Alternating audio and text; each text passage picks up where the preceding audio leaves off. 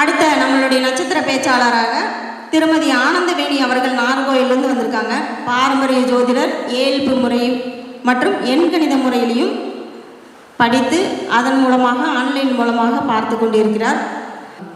ஓம் ஆதித்யாய சோமாய மங்களாய புதாயச்ச குரு சுக்ர சனியச்ச ராகவே கேதுவே நமக. என் தாய் தந்தரின் ஆசீர்வாதத்தோடு இந்த உரையை தொடங்குகிறேன்.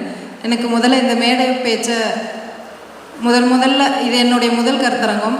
அவங்களுக்கும் எம்பி வினோதினி மேடமுக்கும் இது ஒரு முதல் கருத்தரங்கம். அதில் எனக்கு ஒரு வாய்ப்பு கொடுத்ததுக்கு முதல்ல எம்பி வினோதினி மேடமுக்கு நான் முதல்கண் வணக்கத்தை தெரிவிச்சுக்கிறேன்.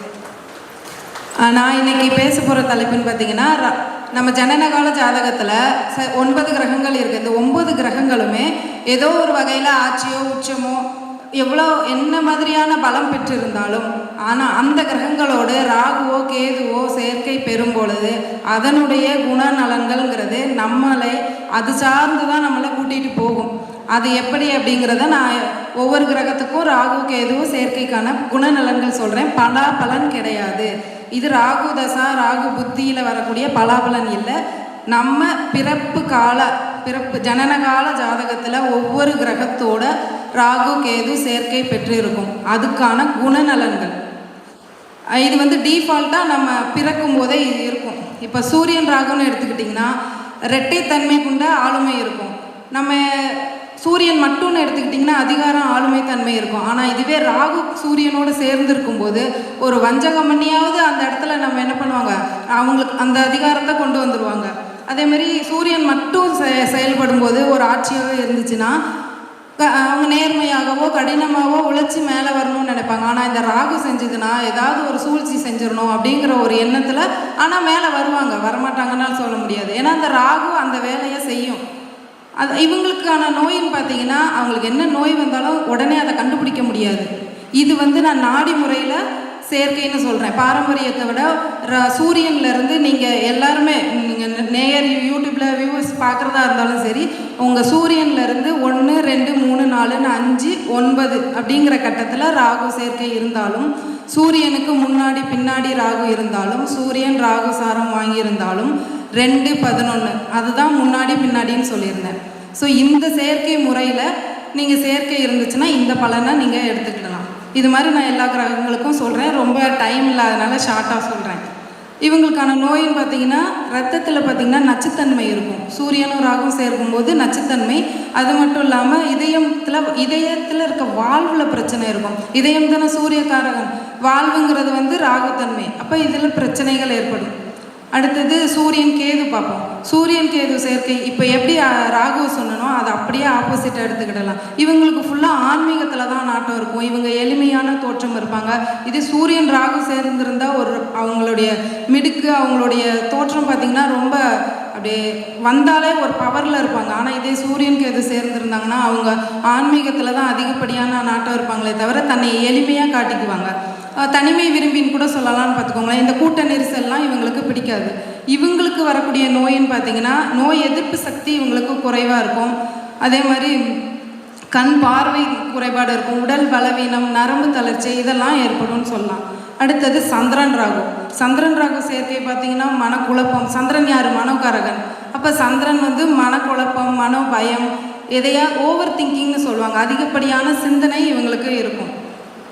இவங்களுக்கு இல்லாத ஒரு விஷயத்தை கற்பனை பண்ணுறது இந்த ராகுவோட வேலை.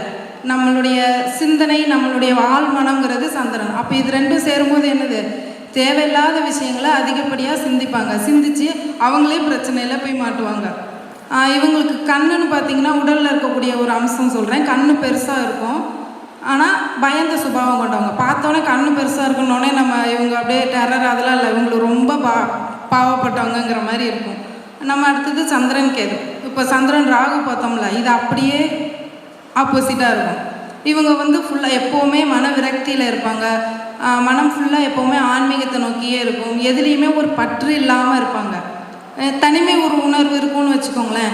இவங்களுடைய தாய் சந்திரன் தாய்க்காரகன். அப்போ தாய் என்ன பண்ணுவாங்க, அவர் ஆன்மீக நாட்டத்தில் ரொம்ப ஈடுபாடு இருப்பாங்கன்னு சொல்லலாம்.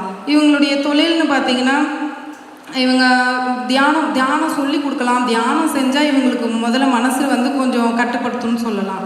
அதேமாதிரி சாமியார், ஜோதிடர், சித்த மருத்துவங்க இவங்களுடைய தொடர்புலாம் இவங்களுக்கு இருக்குன்னு சொல்லலாம். இவங்களுக்கான நோய் பார்த்திங்கன்னா குடல் நோய் இருக்கும், அஜீரண கோளாறு, பேதி, இந்த மாதிரி விஷயங்கள் இவங்களுக்கு அடிக்கடி நடக்கும்.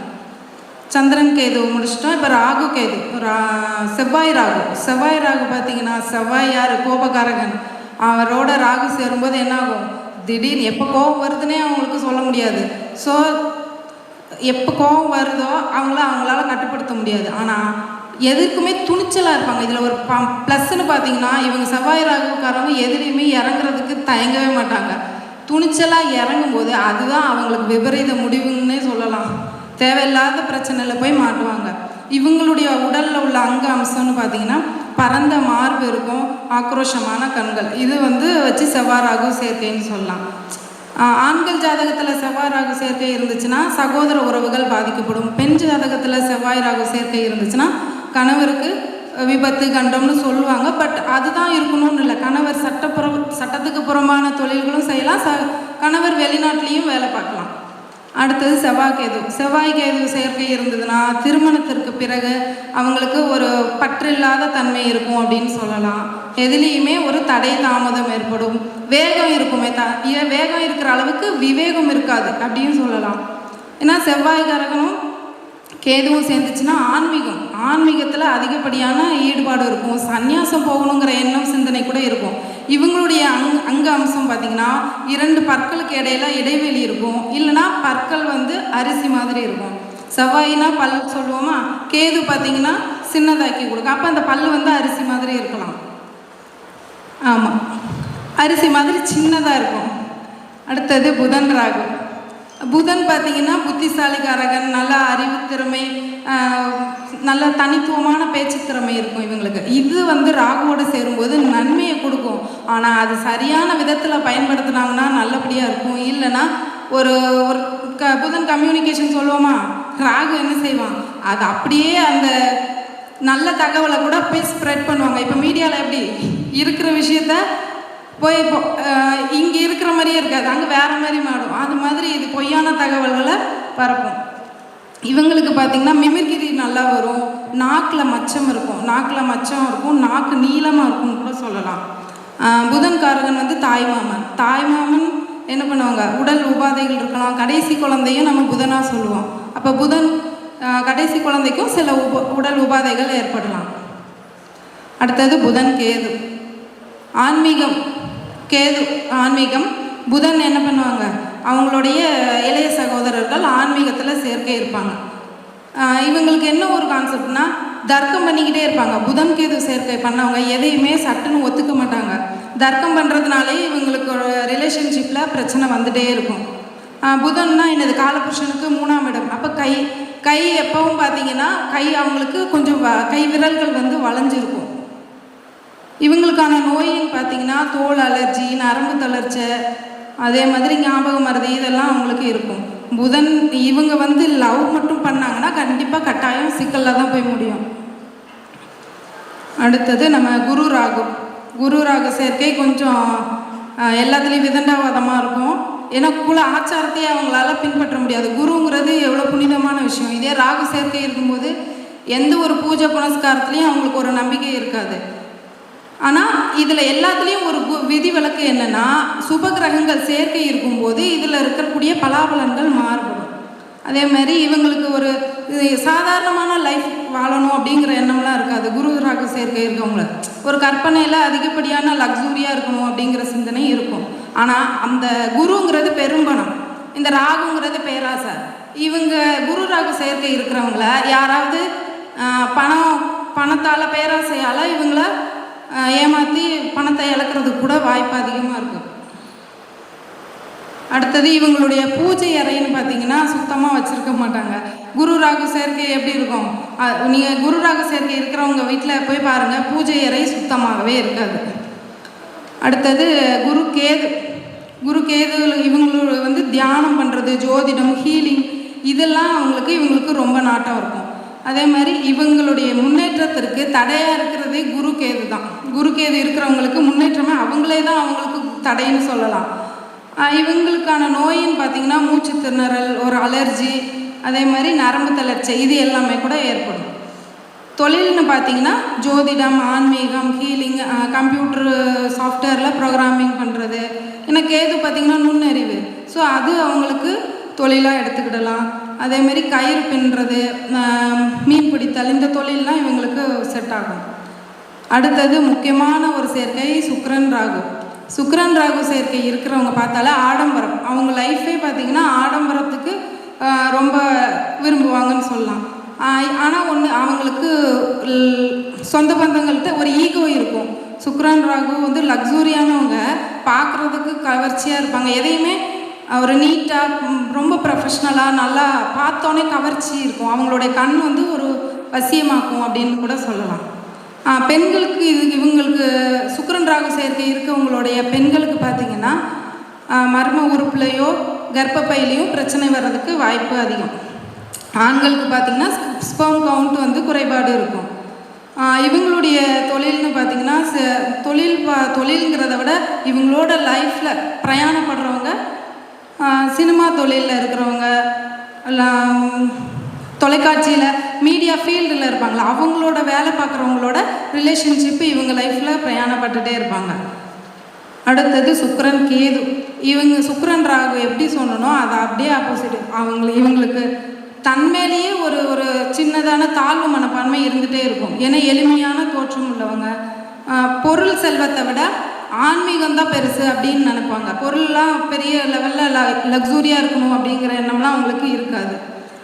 உறவுகள்லேயும் பார்த்திங்கன்னா சொந்த லைஃப்லலாம் அவங்களுக்கு அந்த ஒரு அந்யூன்யமான லைஃப்பில் இன்பம்னு இருக்காது. அடுத்தது மனைவி. இவங்களுக்கு மனைவியோ சகோதரியோ மகள் உறவு, இவங்க எல்லாருமே சுக்கிரன் எடுத்துக்கலாம். இவங்க உறவுகளில் இவங்களுக்கு கொஞ்சம் தகராறோ பிரிவோ ஏற்பட்டுகிட்டே இருக்கும்.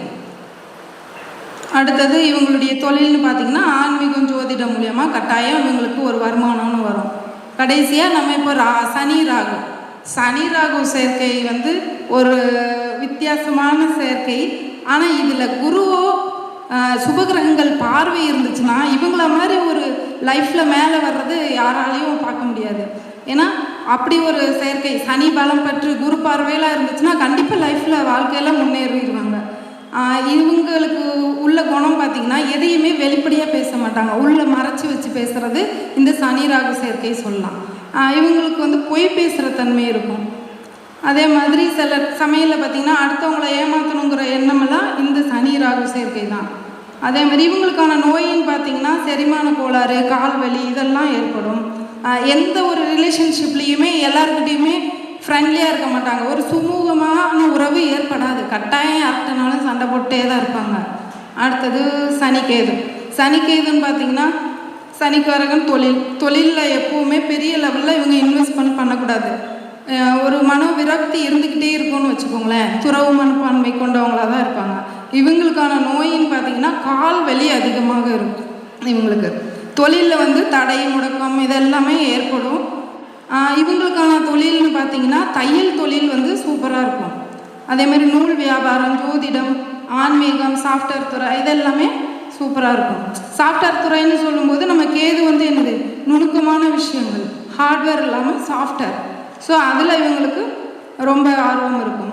இவங்களுடைய ஒரு மேனர்ஸும் பார்த்திங்கன்னா குறுந்தாடி வச்சுருப்பாங்க. குறுந்தாடி வச்சுருக்கிறவங்களுடைய ஜாதகத்தில் பார்த்திங்கன்னா சனி கேது கண்டிப்பாக இருக்கும். இவங்களும் ஒரு எளிமையான தோற்றம் தான் இருப்பாங்க. ஓகேங்களா?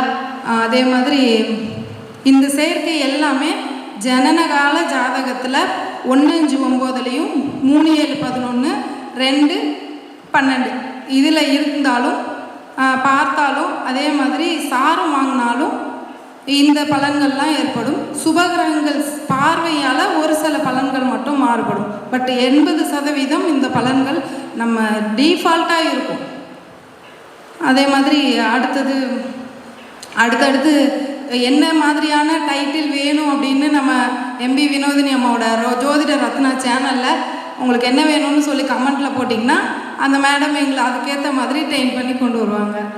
அதே மாதிரி எனக்கு என்னுடைய பெற்றோருக்கும் நன்றி சொல்லிவிட்டு எம்பி வினோதினி அம்மாவுக்கு மிகப்பெரிய நன்றி, கொடான கொடி நன்றி. 87 87 22 16 12. இந்த நம்பரே எனக்கு வினோதினி அம்மா தான் செலக்ட் பண்ணி கொடுத்தாங்க. அதுக்கப்புறம் என் லைஃப்பில் நிறைய முன்னேற்றங்கள் வந்திருக்கு. அதுக்கும் அவங்களுக்கு தான் நன்றி சொல்லணும்.